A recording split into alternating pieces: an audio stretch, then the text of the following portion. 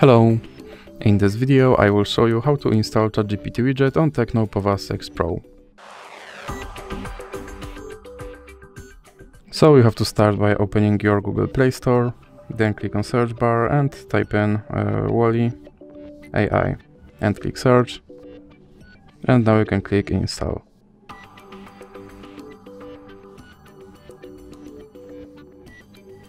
Now click open. And here you can click on this button to skip introduction, then you can click not now and click open permissions. Now you have to click here to allow this app to display over other apps, then you can go back and click start. And as you can see, here is my Chat GPT widget, so you can open him and you can tell him to do something.